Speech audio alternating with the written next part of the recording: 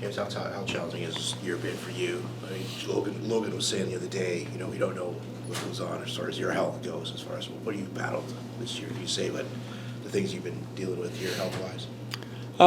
Yeah, I mean, I think every year, it's a long season. It's a tough season. I think everyone has injuries and health stuff, and you just try and find a way to be at your best and play through it and try and help the team. So I think there's probably 23 guys in that room that are battling through stuff. So it's just part of the game. Is it anything that's going to require some procedure or surgery in the off season? What you're dealing with? No, I mean I might.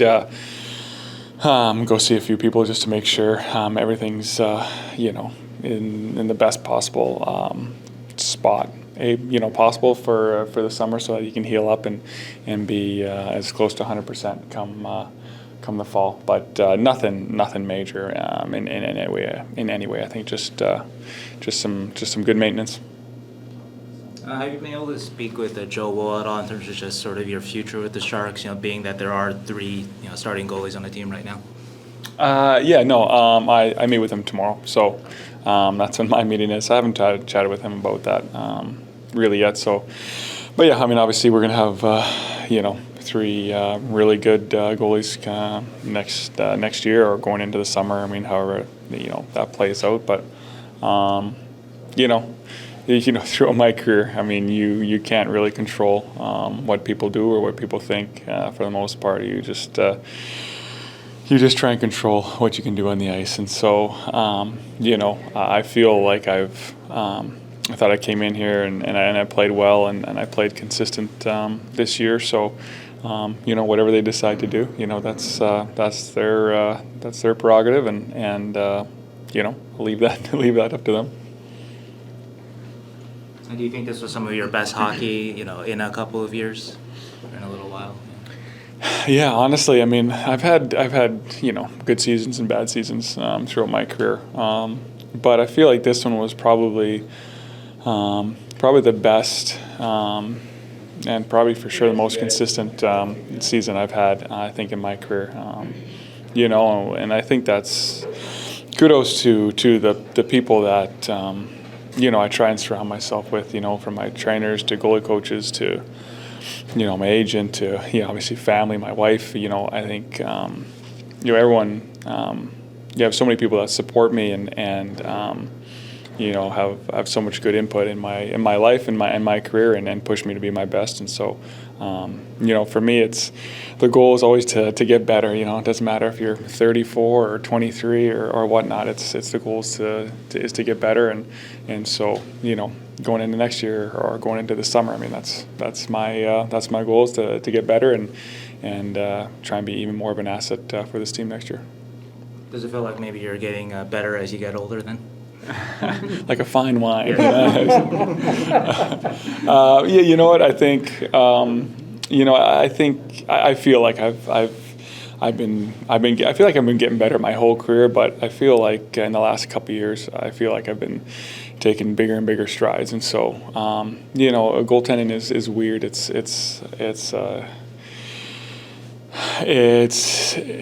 a science in itself, or it's not a science, whatever saying you wanna use. Some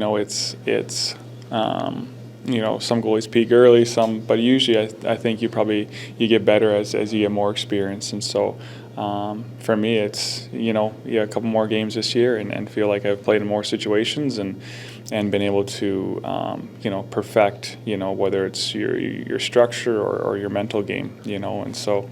I felt like it was a good season where I grew again and was able to get better. So you said you're going to meet with Joe tomorrow. Let's say Joe says, James, you're one of the veteran guys on this team. You've been around a bunch of different organizations. What are your thoughts on what we need to do to get better for next year? Well, if I say it now, I don't have to say it tomorrow. You know what? What I really like about this team is, especially this year, was our desire or our compete level. We had guys blocking shots and and competing, taking hits, giving hits, sacrificing your body right up until the end, and that's something you can't teach. That's something that's you just have to bring in the right people. You're kind of born with that, or that kind of character, gets revealed, and so really impressed with that part of our team, and I think going for next year is just raising the level of expectations and not so much like the expectations always to make the playoffs and win the cup, right? But I think the daily expectations of how good you're going to be from day to day, and how the commitment to execute, whether it's practice, morning skate, in games, and I think that's something you just build, and that's something that you can work on, I think that's again, we took strides this year, and I think guys come ready to bring it every day next year, and I think we'll be in a good spot. How much of that compete would you credit to Bob Bugner and his staff? Yeah, I think a bunch. I think as a team we took a lot of pride in the way we play, and as a staff too. And Boogie every day in video, he would point out the good things and the bad things, and push us, and so. I think that he brought that level of accountability to that part of our game. I think that's probably the way he played, and that was his expectation for us. And I thought our leaders did a great job of leading the way in that. And so I think that was a big part. And what would you say about Evgeny Nabokov as a goaltending coach? We don't get to see too much of that, obviously, because we don't talk with Nabby like we get to talk with Bob. So what do you think of his work? Yeah, Nabby, really enjoyed working with him this year. I thought he was a great fit for where I am in my career right now, and where I want to be. I thought he helped me immensely, even from the conversations in the summer to getting here and working, and then throughout the year. He's got a great eye for the game, and a great eye for goaltending, and the way goaltending is evolving too.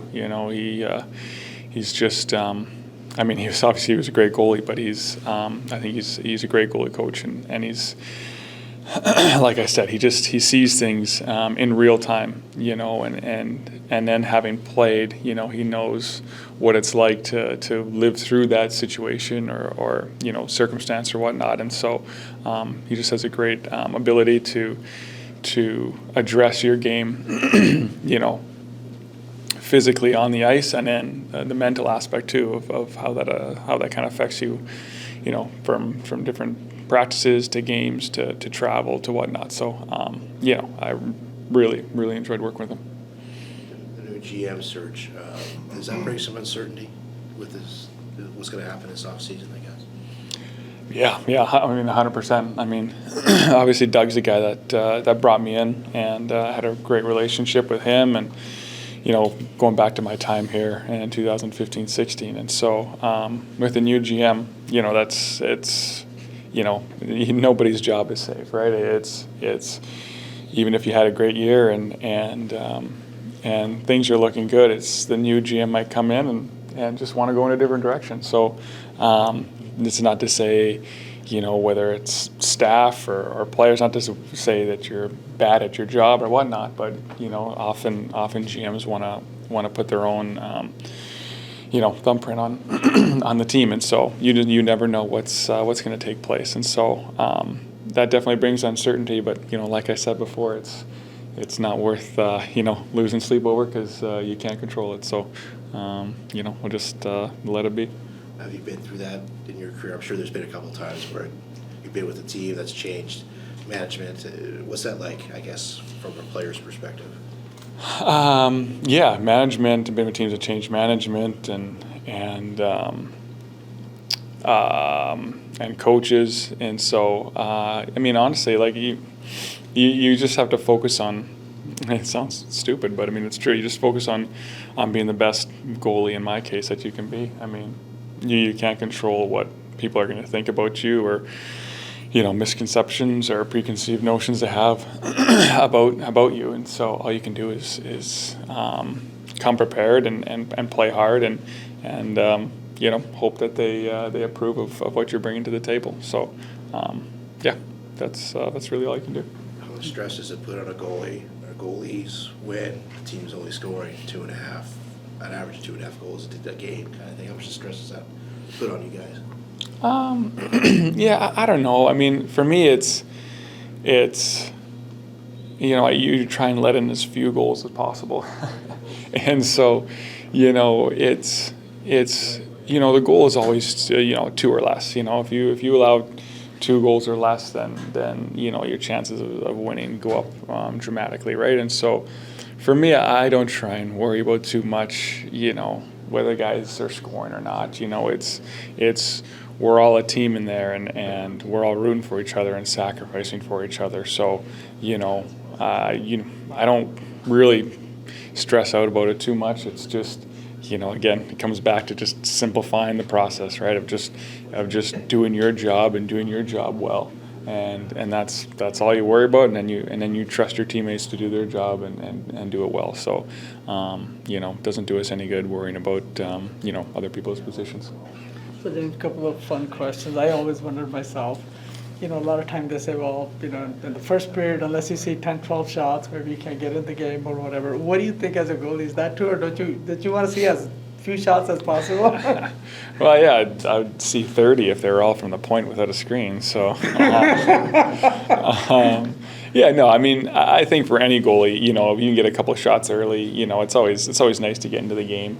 Sometimes it's tough when, you don't face a shot for 10 minutes, especially to start the game. But, at the end of the day, it's you don't worry about that again too much. When the game starts, you're ready to play. You don't know if you're gonna get 60 or if you get 12 shots that game. So you're just prepared for any situation that comes your way. I mean, do listen, make a mistake and the goal happens. You have a ritual. How do you wash that off your head immediately and get back right into it? Yeah, you just kind of have a little mental routine that you kind of go through. You quickly assess the situation, whether you made a mistake or not, or whether it was just a really good goal, and then you just kind of just let it go. I mean, it's it's over and done with, and the only puck that matters is the next one. And taking that sip is part of the routine, getting the water bottle. Yeah, I mean, sometimes I don't even know what I do, but it's just, it's just part of flushing it, I guess.